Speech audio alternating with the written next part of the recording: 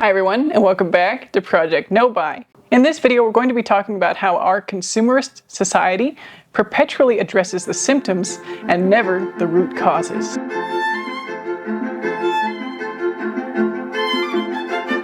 So, another YouTuber's video, Ashley Viola, I'm not sure how she pronounces her name, but of course, as a person who plays the viola, I'm disposed to pronouncing it that way. Anyway, she did a video on how the health and wellness industry is a scam. And, she's a commentary channel, so her videos are a little bit more impactful, let's just say, than the chats we tend to have on here. But it did inspire this kind of reflection, where we can buy something, or we're told that we can buy something to fix any problem that we can conceivably have. And whether that thing actually helps is almost irrelevant past the point of the purchase. Sometimes the thing we actually buy helps a little bit, and sometimes, or more often, it doesn't. Sometimes the actual act of buying is enough to make us temporarily feel better, and sometimes it isn't. And I do plan to do a chat about how shopping as a coping mechanism is not a good one. And if I've already done that, I will link it up here. If not, it's still to come. So I guess after more recent reflections, I would even kind of one-up Ashley's video where she said the health and wellness industry is a scam.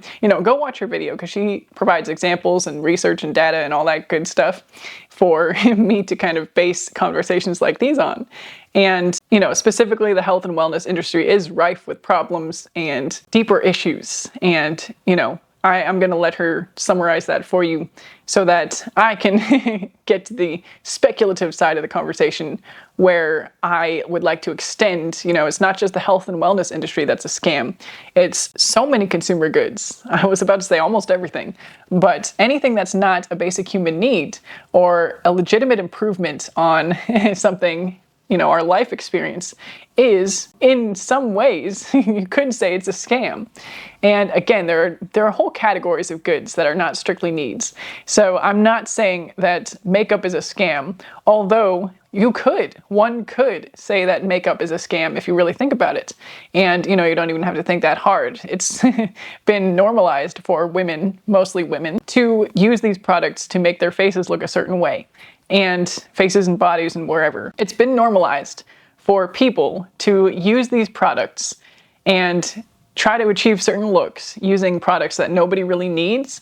All this category of products, this huge category of little pieces of plastic, let me bring that up again, that have been created for the sole purpose of a manufactured custom. There are going to be places of the world where nobody wears makeup, or, nobody has as much access to the vast wealth of makeup that we do in North America. And I could talk myself into really taking the stance that the makeup industry is a scam too, but that's not the initial purpose of this conversation. This conversation was just meant to elucidate how our consumer society in general is perpetually addressing a symptom. And I guess the symptom that the makeup industry would be addressing is our own kind of insecurities or moments of insecurity. I don't even think it's fair. People throw around comments about how so-and-so is insecure or whatever. I don't think it's really fair to say that any person is insecure, because we all go through different phases and periods of feeling, right? So everybody is going to feel insecure at some points of their lives. And it's not fair to label somebody on an emotion that's kind of a temporary feeling. So anyway, that's a little bit of a tangent, but the symptom addressed by the makeup industry is that insecurity, or that desire to look a certain way, or even the desire for, fun and creativity can be kind of addressed in artistic makeup products. And then, the health and wellness industry, of course, is addressing all these physiological problems that we might be feeling, and psychological problems too. We want to be healthier, we want to be more well, and so these products are going to help us achieve that, whether it's through kind of means that don't even seem connected to the ends, like drinking a specific tea for weight loss, and how is that going to actually do any of the steps that are necessary to burn more calories or exercise more and eat less, or whatever it is that is the formula for actual tried and true weight loss and differences in that regard. Again, I'm not trying to be triggering for anybody here, so I'm kind of couching my terms, but you know what I mean. The Bloom sponsorships, how is that going to help anybody with any real issue that they're experiencing. And, you know, like I said, it almost doesn't matter past the point of the purchase for both the manufacturer, the companies, and the consumer, because the consumer feels better for having made the purchase, for having taken that one step of action towards fixing their problem. And it feels like they've accomplished something through that very act of purchase and exchange of money. So anyway, I am much more wary of that now, and this is my reminder to anybody out there to be much more wary of that, to examine, is the thing that you want to buy or are contemplating buying a legitimate need, first of all? Is it legitimately going to solve a problem or provide a function in your life? And is it something that you're purchasing where the act of the purchase is more of the balm than the actual thing that you're going to get? I kind of touched on this in my January recap fallouts, where it wasn't necessarily the stuff that I thought would make me feel better. It was the purchasing of it, the browsing, the treating myself, the act of buying something being treating myself, which is not something that makes sense to me in the same ways anymore. Again, I chatted about this in my reintroducing No by 2025. And also the video about how everybody deserves it. You can't say you deserve it as any kind of successful marketing, because it preys on the notion that humans are not equal in value, and we are. So this is where I'm going to share the other kind of no-buy books that I finished in January and share some of the things that I learned after reading them. And again, I have been thinking about whether or not to show books on this channel in the name of influence. But again, the reason I'm sharing these books here is so that you don't need to go buy these and read them. I don't want to influence you to go and buy books. I am not buying any more books this year. You know, I made my slip in January and I'm not going to make any more. And I'm going to finish the books that I already have. So let me know if you have thoughts on the influencing power of sharing specific books. But in today's video, I'm going to be talking about some points from The Year Without a Purchase and Spent. The latter is a memoir of a shopping addict by Avis Cardella, and the former here is One Family's Quest to Stop Shopping and Start Connecting by Scott Dannemiller. And I did bookmark some points in The Year Without a Purchase, so I'll start with that one. And the memoir I kind of had more of a general take home from. So getting into The Year Without Purchase. The tone of this book was, I guess, kind of lighthearted, and the author is a worship leader. So he's used to communicating with groups of people. So using humor and kind of being aware, I guess, of the position of doing a no-buy year. You know, one of the initial paragraphs talks about, you know, why would anyone want to write a book about not buying stuff? Anybody who actually buys the book would probably feel like a failure from the word go. But I'm sure you picked up your copy at the local library. So, you know, again, like very tongue-in-cheek right at the beginning, an awareness of how buying a book and trying to do a no-buy is totally contradictory. And I think I did buy this book during 2024's no-buy. So I just wanted to share that tidbit because, you know, it hits really close to home. It's too close to home. And is part of my mission here and why I have qualms about sharing any kind of object that you could purchase on this channel in general. I've actually even started thinking about whether I should wear the same uniform for videos, because then it's one less thing that somebody might be influenced to buy. You know, whether I should maybe remove this little pen cup from my shelf, even though that's where it lives in my house, because that's the one thing, you know, like this is a cardboard box and these are picture frames with specific things in them, right? Like you can't buy anything else. As I say that, I see all sorts of things that I guess you can buy. But anyway, let me know. Do you think I should just wear a uniform for every video? Should it just be black all the time? I'll feel like I'm going to a concert. But, you know, let me know. Or is that going too far? Should I just be a person who wears clothes? The next thing I marked in this book is a Jeff Bezos quote. And I think this hit me as well. It says here that, ironically, Jeff Bezos, rulemaker and founder of Amazon, puts it best when he says, what consumerism really is at its worst is getting people to buy things that don't actually improve their lives. And again, super ironic. Like, this is the founder of a company that is full of things that don't actually improve people's lives. And, you know, I don't know if Jeff Bezos has that justifying muscle in him where he is able to say that most of the things on Amazon do improve people's lives and blah, blah, blah. Like, does he even have that? Or is he just so far off the rails of not caring in the name of, I guess the thing is, like, the founder of a company like Amazon would have to have a radically different approach in order to be morally in line. And this is maybe going into a topic that needs to be a dedicated video. But when I explore this thought, like the founder of Amazon says that consumerism at its worst is getting people to buy things that don't actually improve their lives, and then runs an empire getting consumers to buy things that are exactly in line with that, right? Like, what would it look like for Jeff Bezos to be an ethical company leader? I think is maybe the thought exercise that I'm positing to you today. But moving on for now, maybe we'll revisit that later. So this book, I didn't really set it up very well. This book is explaining how this guy and his wife and his 2 kids are doing this year without buying stuff. And, it's a no-buy year, essentially. They have kind of some exceptions for replacements, but they're really trying to not do that. And I think the exceptions they ended up using were mostly kid things, where they didn't want to deprive their children because it wasn't really fair as members of the family that weren't really in power of what they purchased, right? So when one of the kids needed a new pair of shoes, they ended up buying the shoes. And then when one of the kids needed or passed their swim test, and the older sibling had got swim flippers when they passed their test, they didn't feel it was fair to deny the younger sibling the same thing for the same milestone. And, as somebody with kids, it does make sense to me. They also didn't tell their kids that they were doing this year of not buying stuff. And they had some really creative solutions, right? They improvised birthday gifts. So when their kids were invited to other kids' birthday gifts, they made science experiments. So instead of buying a toy at the store, they used some things that they had, which in this case was Coke and Mentos and Ivory soap, because I guess if you put Ivory soap in the microwave, it does something spectacular. I don't know, I haven't done it. And the Coke and Mentos, I guess you put Mentos and Coke and it kind of explodes.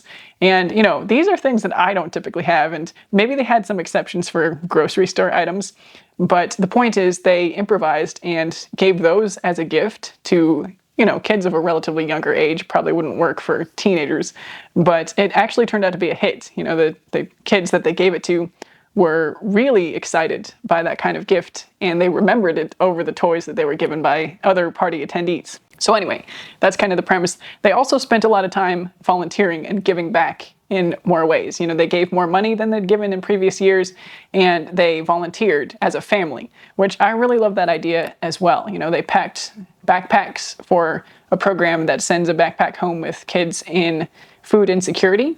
And I have kind of been more inspired to look into those opportunities for my local community as well, see if there's anything I can get involved in. Anyway, back to more kind of specific examples here. The book also talks about how you are what you own is something that we know is a lie. But we can have interactions that make us feel like we are what we own, or at least what we own is a reflection of us.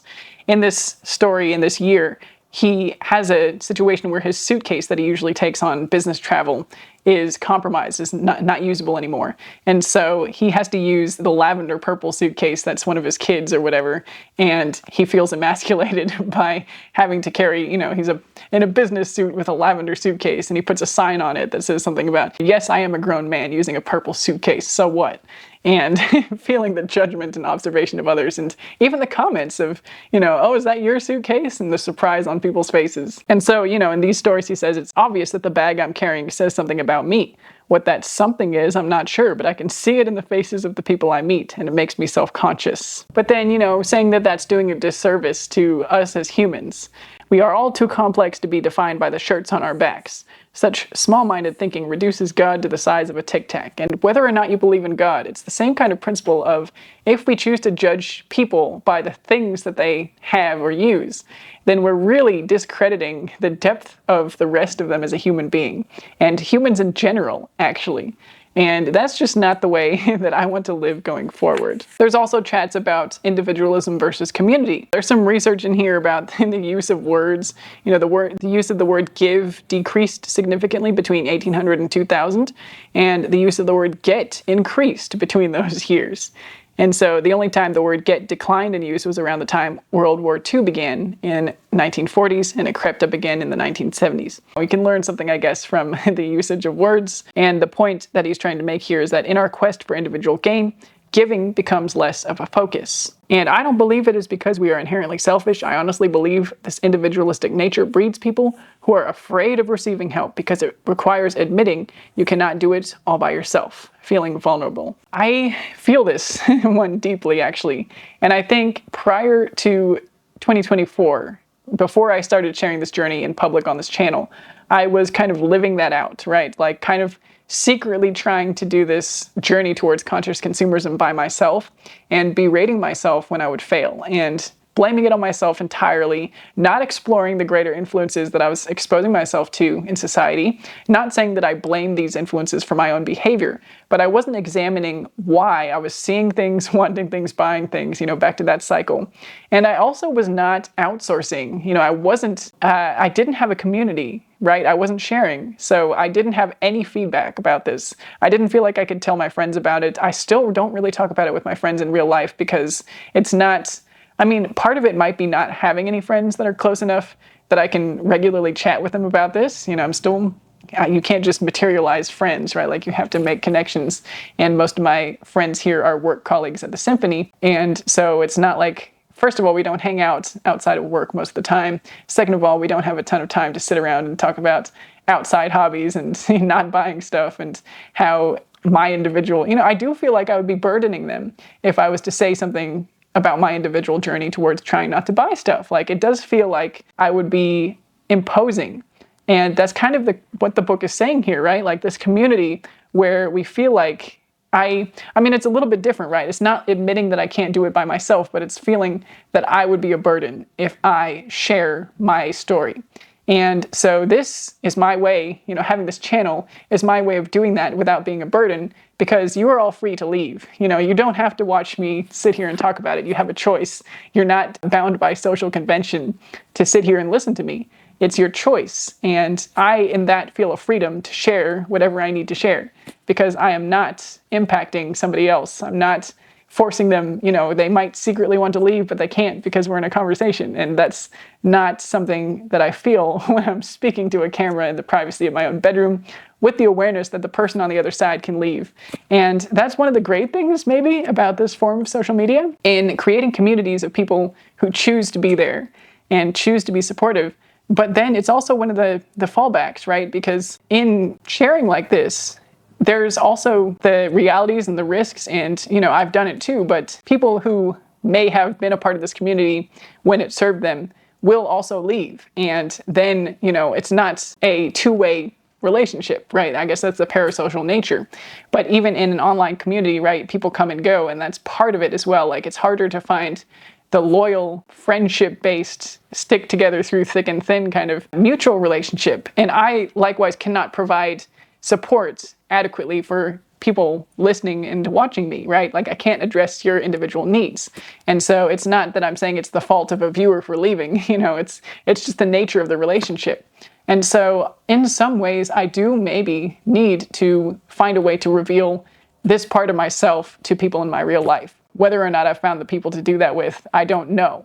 And part of it might be trying to go out of my way to spend more time with new people or the people that I know from work, outside of work. There are other difficulties, right? As a mom of young children, there are barriers to just picking up and spending time with other people. But we'll see. We'll work on it some more. Maybe when summer comes up, there'll be more time. There's a chapter here about objects over experiences, a topic that's always going to come up, I think, in conscious consuming. I guess Harvard happiness expert Dan Gilbert said, "We favor objects because we think that experiences can be fun but leave us with nothing to show for them. But that turns out to be a good thing. Experiences have the nice property of going away. Cars need repairs, they rust in our driveway, and they ultimately disappoint us enough that we sell them and get new ones. Experiences are like good relatives that stay for a while and then leave. Objects are like relatives who move in and stay past their welcome." The author says, Gilbert is on to something here. Think of your own life. You probably have lived through dozens, if not 100 major holidays, including Christmas, your birthday, Valentine's Day, and Easter. In our culture, these events are often punctuated with the giving of gifts. Some of them are large, significant purchases, like a bike or a diamond ring, and others less so, like the time you received a velvet painting of dogs playing poker at the company White Elephant Gift Exchange. You've likely had hundreds of opportunities throughout your time on Earth to receive a material gift from another person. How many can you remember? Seriously, try to remember what you got for Christmas last year, or 2 years ago. Now, I think the sign that I typically can remember what I got for Christmas last year, maybe even 2 years ago, is not a sign that I get value from those things, but rather a sign that I used to be too focused on those things, right? I don't actually remember what I got. When I really think about it, I don't think I remember what I got 2 years ago. Definitely not 3 or 4 years ago. And so I see this, I understand this point where the stuff is really not a lasting part of our lives, whereas let's just say, the time that we went to Nashville for an audition, which wasn't even a Christmas thing, but I remember that trip. The time we went more recently, we did Houston and Milwaukee for yet another audition. I am going to remember those trips, and I have photos from those trips. I have memories inside myself from those trips, and I could have spent all the money that I spent on gifts in years prior on things like this, and I would have I don't want to say more memories, a larger collection of memory experience things, like it's almost equating it to having a collection of stuff in that regard when you treat it like something to collect. But I could have more fulfilling ways of having spent those resources, is what I'm saying. And in some ways, the fact that you don't have anything tangible left for all the money is, in fact, a positive thing, rather than a negative thing or a reason to prioritize the thing over the temporary purchase. I did used to be of the mentality when I was younger, and I've heard other people, friends and colleagues and things, talking in the same way, where they would rather buy a pair of earrings than go out to lunch somewhere because the earrings last forever and lunch is gone in an instant, and you see it out the other end. And I used to be like that too. I used to be of the mentality of, if this is something I can keep forever, maybe I should sacrifice some of the more fleeting things, the food, the quality of food, the travel, because those things just don't last. But I am in the privileged position now. I understand that it's also something to do with having security, having a level of security, having an amount of stuff where I don't feel like that anymore. And, while some of it is privilege, I do have to wonder if part of it is a societal attitude. And as somebody who is privileged, I'm probably not qualified to speak on that. So I'd love if you could chime in below how you feel about this if you are in a position of less security in terms of stuff and finances, perhaps, whether or not you see the truth or feel something in that point of experiences not leaving anything lasting being a positive thing. Or how you think, even if you are likewise privileged or even more privileged, wherever you are in the spectrum, that's what I'm trying to say. I would love to hear your thoughts on that and how you think maybe different circumstances could influence how people feel differently about that. My next point is from one of the sections about volunteering, where they're working at the food pantries and making the choice to donate to feeding the hungry in America. And they say something about how as soon as we make this choice, it feels like a switch has flipped. We instantly feel more connected and part of something bigger than ourselves. Sure, maybe it's prideful or selfish or an abomination to the scriptures that tell us that we should not boast of the good we do. But I honestly believe God is making use of our ugliest traits such as selfish pride, and using them for the good of the kingdom. This got me thinking as well, because I did do my first charitable donation of 10% of this channel's proceeds this year. And I chose to donate to the World Malaria Foundation. That might not be the exact name of the organization. I did a video on it, I'll put it here. And I did kind of grapple with parts of that where it was like, I'm not trying to do this to virtue signal. And doing it on a public platform kind of makes that a little nebulous, because I am displaying it for people to see and to judge. And in that way, it is kind of feeding my ego in a way and kind of displaying, pride and whatever other emotions that he was saying, our ugliest traits are selfish pride. And there's maybe an element of that not being a bad thing.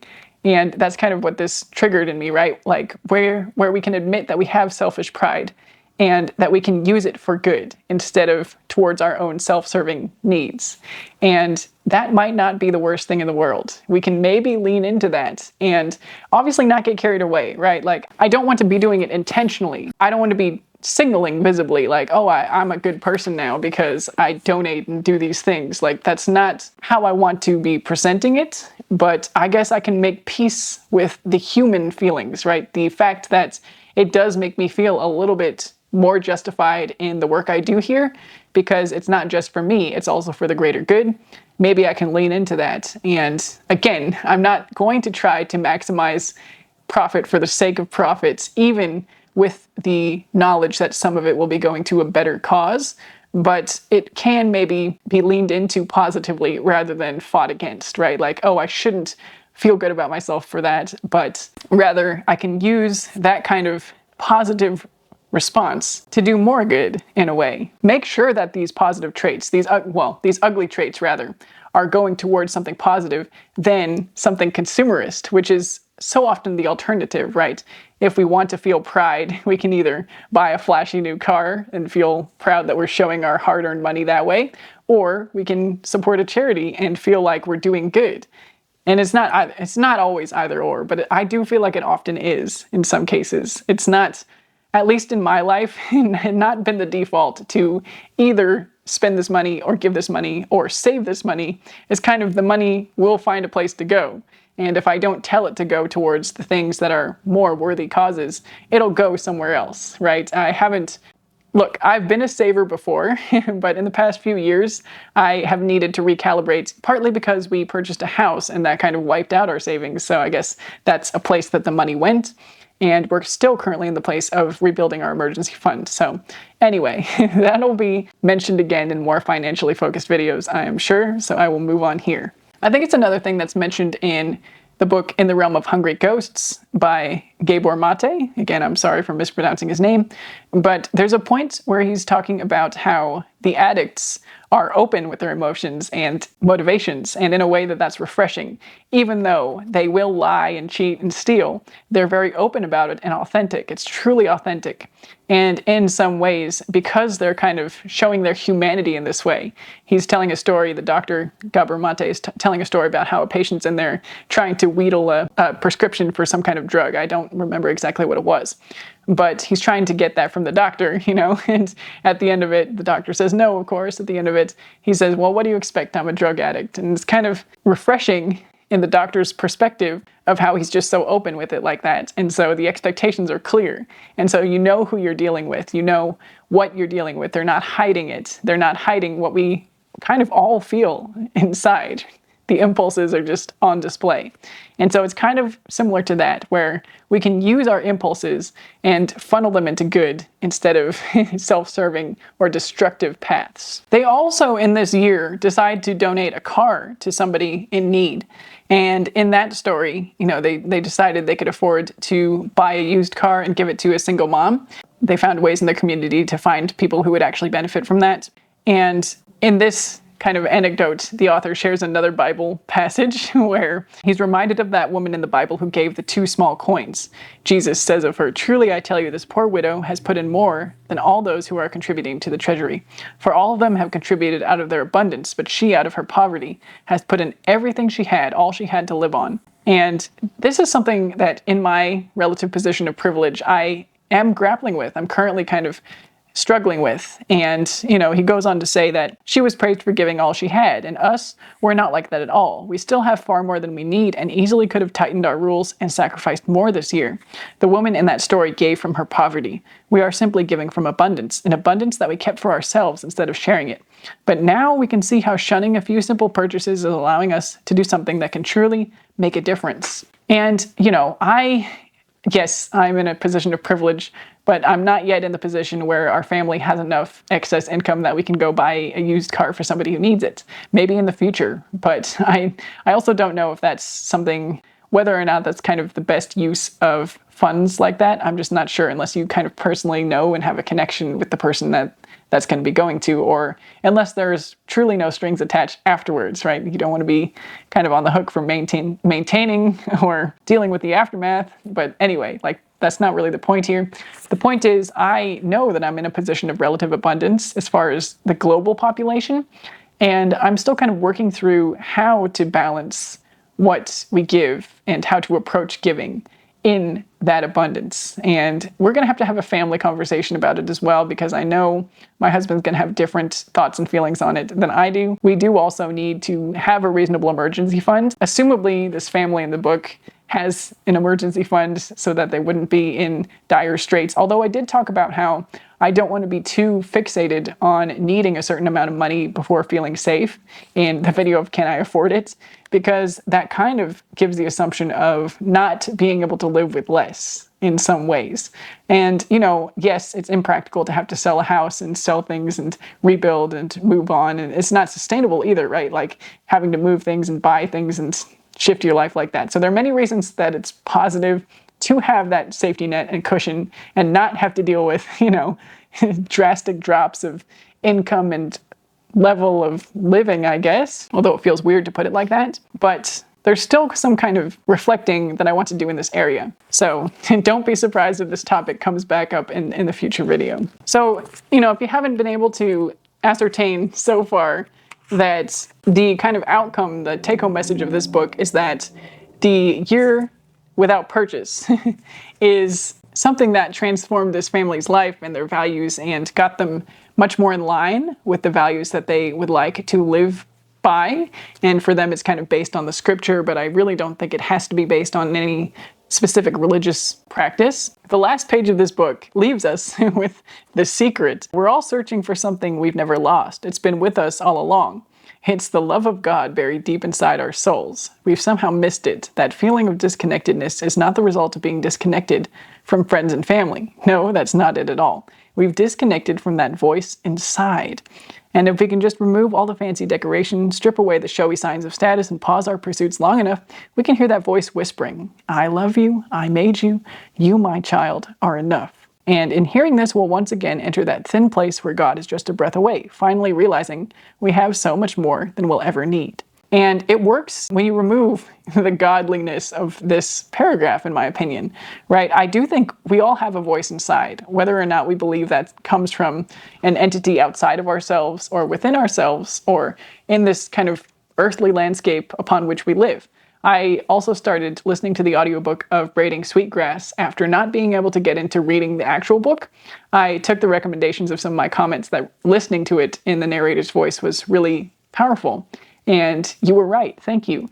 And I have started feeling more of that kind of connection that I knew I had but forgot, is something that she says in her book, right? And that kind of voice inside, that kind of gift economy, reciprocity of living on this planet. And I'm going to maybe go into that more in the future after I've actually finished the whole book, so I'm going to leave that there. But my point is just that it doesn't have to be based in God. It can if that is what works for you. But I do think that the last page of this book really does touch on our consumer society addressing the symptoms and not the problems. And the problems partly being that we don't really have problems, we're just out of touch with our voice inside and the enoughness that we can feel by just existing. And that's really the big message of this video today. There is an appendix here with practical tips, 8 ways to own what you have, that I will quickly go through just so you really don't have to buy this book because I've told you all the good bits. And again, I say this with a grain of salt. I'm not against supporting authors and people who write and reading material for yourself, you know, getting the first source. But I will say that this was not an earth-shattering, life-changing support book to have. And that honestly, the bits that I have shared today are the only things that I want to take with me out of this book. So I, you know, take it or leave it. If you've seen a few of my book reviews on here, you'll know that that's kind of what I do here. Anyway, the 8 ways to own what you have.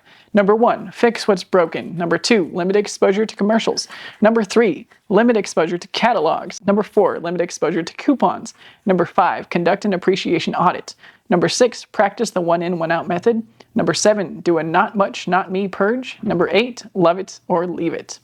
There are 8 ways to grow in faith together and 8 ways to serve God's people as well. And maybe I'll share some photos of these and you can pause if you want to read them and see them for yourself. The next no-buy book was a memoir. And I'm probably not going to spend a lot of time on this one because, in summary, this was enlightening but not at all relatable. And to me, obviously, right, it might be relatable to some of you out there, but basically this book, Spent, is the author's journey from being a shopping addict, and she describes physical sensations that she would get when shopping, right? Like she would have, the sweating, the dizziness, the lights, the overwhelming, and it would kind of be a high as well as kind of concerning. But, and again, I don't want to put words in the author's mouth. So like, I'm not trying to, I should have probably found a passage where she described this a little bit better. But in a nutshell, she basically describes a life where she grew up and associated so many other exterior things, emotions, attitudes, memories, connections with material objects. And she lives the New York City life, and I think now lives the Paris life, and went from kind of boyfriend slash husband to another fiance to, all these wealthy businessmen kind of figures who were able to provide her, able to buy her love, is something that she kind of talked about, right? She would date these men who would buy her clothes. And she has numerous descriptions of very specific, the moment she tried on this suit with her fiance Thomas or whatever. And it was like one of their first dates, and she decided she had to have the suit. So she said she was going to buy it, and the guy Thomas bought it for her, and it was thousands of dollars. And it was a Jean-Paul Gaultier suit with slashes in it that you could see the shirt through or something. And she has very vivid, detailed descriptions of so many clothing pieces, which again, now that I'm a little bit more removed from my own experiences, my own kind of everything I was influenced to buy, I see that as evidence of hyperfixation on the wrong things. And, I question whether or not that this author is kind of beyond this habit of hyperfixation, but just that maybe she's found a better way to balance it. I think she even closes the book out by saying she still shops, but it's not the same anymore. It's not through the addiction of spending, and it's not, I get the sense that she's still a fashion person and still probably appreciates the finer things. Again, this sounds rife with judgment, and I'm not trying to put judgment on the author. I'm just trying to share that the story in this memoir was radically different, and it was great to get the different view, right? Like, I'm not saying it was bad or unhelpful or something that you shouldn't read. But I guess, if you've seen the movie Confessions of a Shopaholic, it might have been more similar to that, where these are girls who live a city life and have more income to play with and throw it around. And, dare I mention a certain pharmacist who is a fashion creator on YouTube as well, / minimalist person. And, this kind of rings bells of that life, where somebody with a high income and really appreciates fashion continues to dabble in designer labels and has managed to find a balance of it in their own lives. And it's not really what I'm trying to do here as far as detaching from that kind of stuff. I don't want to consume responsibly. I want to not feel compelled to consume at all. And, things I don't really need. And it's not to say that I won't ever, but it is to say that I want to have a radically reshaped relationship so that the choice is more the choice of whether to buy or not buy, and not the choice of, do I need the Valentino suit or the Jean-Paul Gaultier suit? And I know I've just mentioned a bunch of brands, but it's in the name of referencing for the book, right? Like communicating the category of brands that this writer was talking about and buying and interacting with on a daily basis, and kind of conveying that the realm in which this person was working with a shopping addiction was totally different from the realms that I'm personally working through, and that I suspect most of my viewers are working through as well. And again, I'm not trying to make assumptions, but I just haven't gotten to meet you all in person. I just have a hard time believing that most people are buying Prada suits and flitting between Paris and New York trying on clothes. So it was interesting, it was entertaining, it was a quick read, but I don't know that I gained as much from this book, or maybe what I gained is that there's a spectrum of awareness of different levels of shopping, different crutches, different kind of reasons, different sources even, different ways of interacting, different kind of... I guess in some ways the feelings are the same, even if the circumstances are completely different. And even if the reasons we see things or don't see things are completely different, right? Somebody in my situation can see this person's habits and look at the focus on designer, like high-level thousands of dollars designer, and think, why are we spending money that way when you were talking about not being able to pay rent? And contrarily or conversely, somebody at another level will look at me having talked about $500 jeans in exactly the same way. And even the me of today is looking at the me of last year and kind of starting to think the same thing, right? Like, I accept as well that this author may have also made more of a journey since writing this book, and perhaps has likewise had realizations. I'm not judging this author. I'm not saying, this is where this person is, all right? Like, it was just a book that captures moments in time and a journey, one small portion of a journey of life. So, I guess I don't really have a take-home message here. There's nothing powerful and punchy to wrap this up. It was maybe just another book that I read in January and have now gotten the ability to let go of, redonate, because I no longer need it in my life. So the underlying message of this video as a whole being that shopping is a coping mechanism for deeper problems, which was something that was discussed in this book. So it does seem like that is a common point in the journey of anybody with a shopping problem. I will say, though, that this book did kind of bring up questions of what recovery from an addiction looks like, and whether your whole worldview has to be reshaped or whether your behaviors simply have to be managed and fully within the grip of your control. And the jury's out on that. I still have some reflecting to do before I maybe arrive at my personal answer.